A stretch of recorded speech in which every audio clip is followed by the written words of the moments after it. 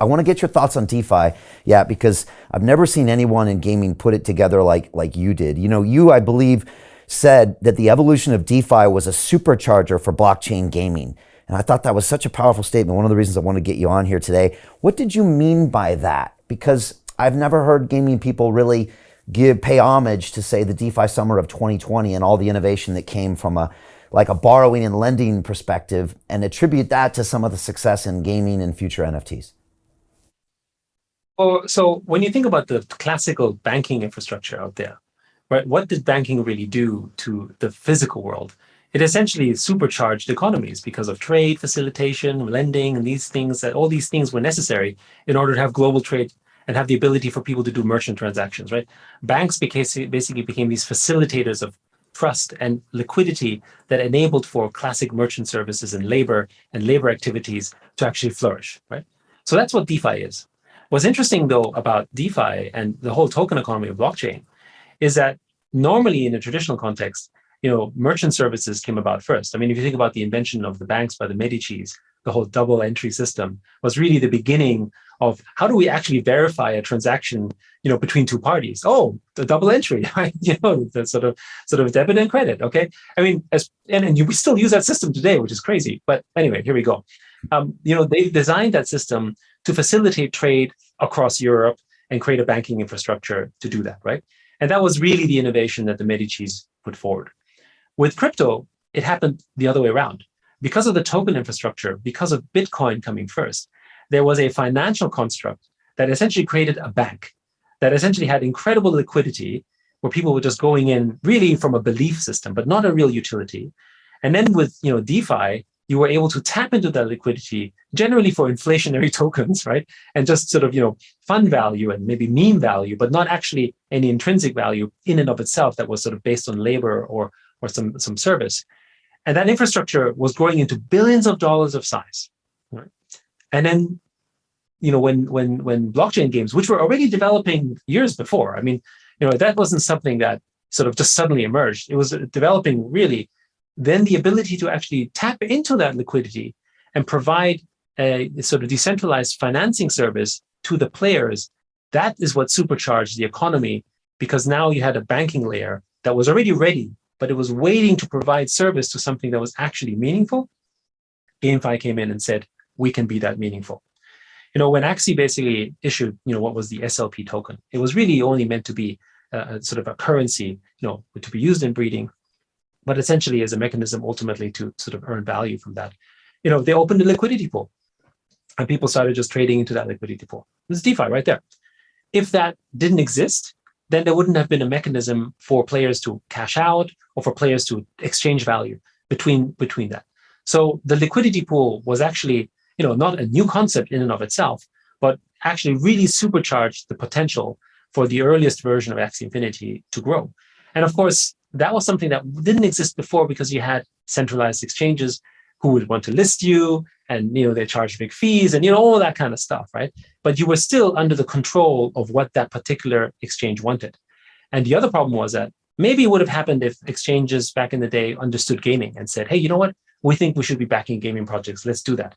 But they didn't, because at heart, they were traders. So they were all thinking finance, right? I mean, trying to push NFT gaming and NFTs generally in 2019 and even early 2020 was really hard because because the non-blockchain world was like, what the hell are you talking about? And for the people who were in crypto, they're like, I'm not going to want a non-fungible version of a token. I can't trade that, right? Everything was about liquidity, right? So therefore, having this liquidity system put in place because all they could do was talk about that was the perfect thing for gaming to say, great, now you built this liquidity, let me tap into that. And basically, GameFi was born. Wow, it's fascinating. I had Stanley Kulichev in here about a month ago, actually in person because he's in London, and he runs Aave, obviously about 23 billion locked up. He's got 2,000 NFTs on his phone, and he said, the next step is to fund NFTs. So again, it's one thing to have an amazing pool of fungible tokens, but to get these NFTs in a funding scenario, it opens up so much. And again, I used to work in finance for 15 years. I started on Wall Street. I worked in Chicago. I worked in the city of London for 9 years in credit derivatives. And I try to explain to my students inside our DeFi Academy that this unlocking these basic lending and borrowing building blocks it just opens entire economies up. And I used to trade fixed floating swaps in New York City where there was off-balance sheet instruments where you could manage interest rate risk. The fact that those were liquid meant that you could offer student loans to people, corporate finance. It just opened up this whole world.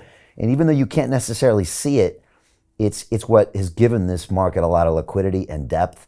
And again, even if you look at something like a stable coin, a lot of my students bought some stable coins and said, Brian, why aren't these going up?